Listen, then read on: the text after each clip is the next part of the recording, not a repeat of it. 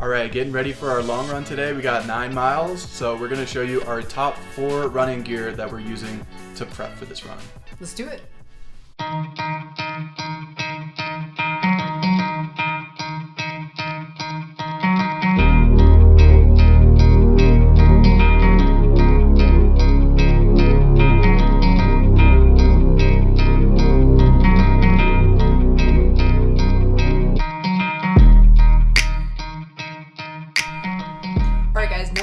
Is going to be our Injinji running toe socks. So they don't have to be Injinji, but really just toe socks. So the purpose of these for running that we find to be incredible is that it's going to prevent any sort of blistering from your toes since they're not going to rub in between each other. So maybe if you're doing shorter runs, it might not be a big deal, but once you start getting into higher mileage, I would say really about like 10-mile plus runs, this is where toe socks can be a huge lifesaver. So we actually use toe socks as like our daily sock use. We really only have just a couple pair of regular socks now as we are very into foot health, but Injinji socks or just toe socks in general, I think there's a generic brand on Amazon you can find. They're really a game changer, guys. All right, next up is gonna be our running vests. So we picked these up at a camping store. It was like an outlet store, so we picked them up pretty cheap, but these could run upwards of $100. We were lucky enough to get them for I think like 40 each.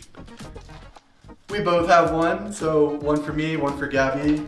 But what's so great about these is that these have bottles in the front, so we'll fill one bottle up with water and the other bottle up with electrolytes.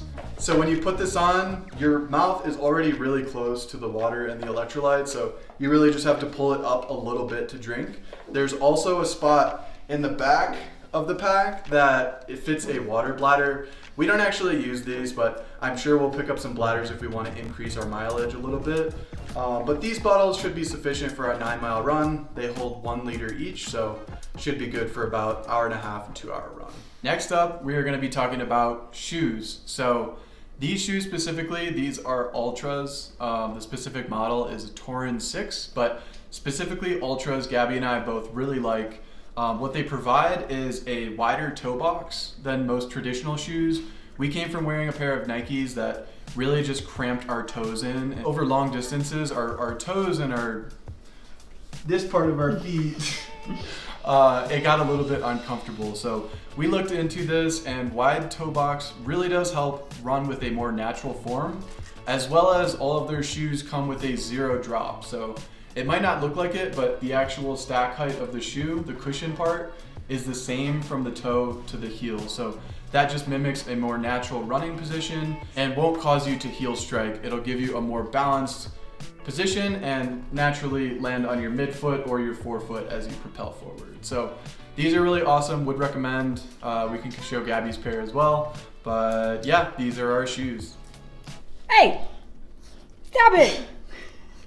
Okay, so the last piece of gear is going to be our running watches. So we both have the Garmin Instinct 2. I have the 2S because my wrist is smaller, but really these watches are great. I would say that there's like a lot of advantages, but I mean, one of them is just gonna be tracking your workout. So once you go out, say you do a really hard effort, you're able to go back and look at the data, say like, how was your heart rate? How was your running cadence? Was I near 180? Which really is what you should be.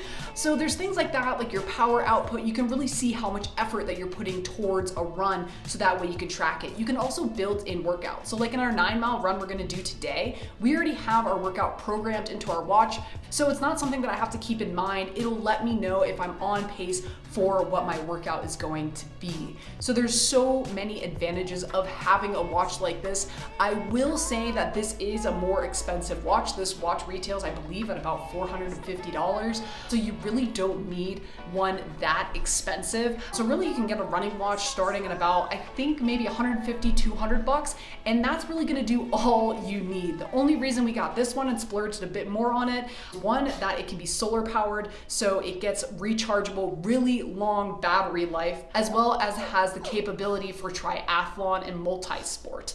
But keep it simple, keep it just to running, then you're totally okay with just getting a running specific watch. All right, so those are our 4 most essential piece of running gear: our toe socks, our shoes, our watches, and our running vest. So now we gotta stop talking and we gotta actually go do this run. So we got 3 miles easy, 3 miles at our half marathon goal pace, and then another 3 miles easy to finish it out. But that's gonna do it for this video. Thank you guys so much for watching. Make sure to stay tuned for next week if you're interested in more content like this.